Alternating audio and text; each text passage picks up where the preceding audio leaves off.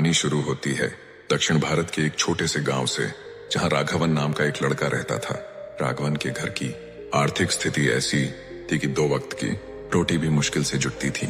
उसके पास एक पुरानी जंग लगी साइकिल थी जिसकी चेन बार बार उतर जाती थी।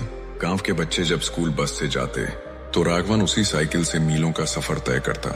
एक दिन एक हवाई जहाज उसके गांव के ऊपर से गुजरा।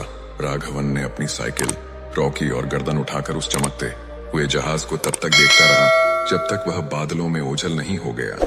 उसने मन ही मन ठान लिया, एक दिन मैं भी उस आसमान में उड़ूंगा। राघवन ने जब यह बात अपने दोस्तों को बताई तो सब हंसने लगे। एक ने कहा, अरे राघवन, जिसकी साइकिल की चेन ठीक करने की औकात नहीं, वो हवाई जहाज उड़ाने की बात करता है। राघवन को बुरा लगा, लेकिन उसने जवाब देने के बजाय अपनी मेहनत दोगुनी कर दी। उसके पिता एक गैराज में काम करते थे। राघवन स्कूल के बाद पिता के साथ हाथ बंटाता। वह फटी हुई किताबों से पढ़ता, क्योंकि नई किताबें खरीदने के पैसे नहीं थे। रात को जब पूरा गांव सो जाता, राघवन मिट्टी के तेल के दिए में गणित के सवाल हल करता।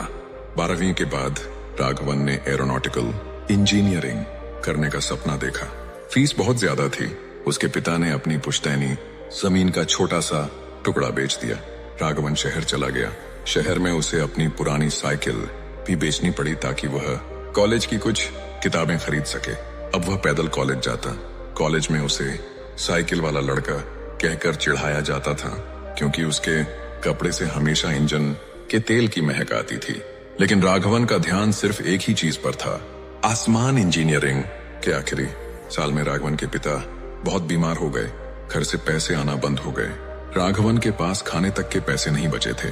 वह एक होटल में बर्तन धोने का काम करने लगा। कई बार उसे लगा कि उसे पढ़ाई छोड़ देनी चाहिए।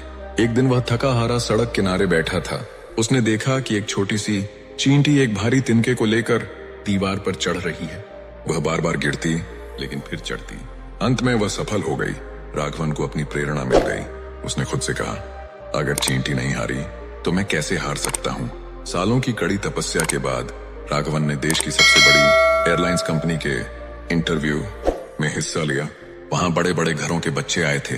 इंटरव्यू बोर्ड ने उससे पूछा, राघवन, तुम्हारे पास अनुभव की कमी है, हम तुम्हें क्यों चुने?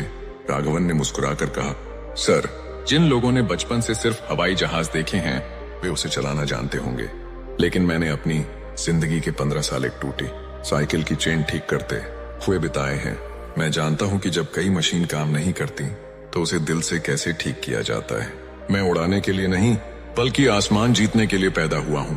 उसकी ईमानदारी और काबिलियत ने सबको हैरान कर दिया। कुछ महीनों बाद उसी गांव के ऊपर से एक बड़ा बोइंग हवाई जहाज गुजरा, लेकिन इस बार वह बस गुजर नहीं रहा था।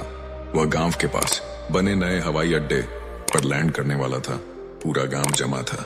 जहाज का दरवाजा खुला और पायलट की वर्दी में चमकता हुआ राघवन बाहर निकला। उसके पिता, जो अब बूढ़े हो चुके थे, भीड़ में सबसे आगे खड़े थे। राघवन सीधे उनके पास गया और अपनी पायलट की टोपी अपने पिता के सिर पर रख दी।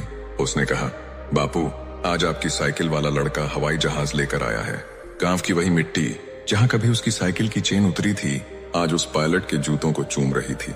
यह कहानी हमें सिखाती है कि संसाधनों की कमी आपको नहीं रोक सकती, अगर आपके पास संकल्प की शक्ति है। आपका सफर कहां से शुरू हुआ, साइकिल से, यह मायने नहीं रखता। मायने यह रखता है कि आपने पहुंचने का लक्ष्य कितना ऊंचा रखा है।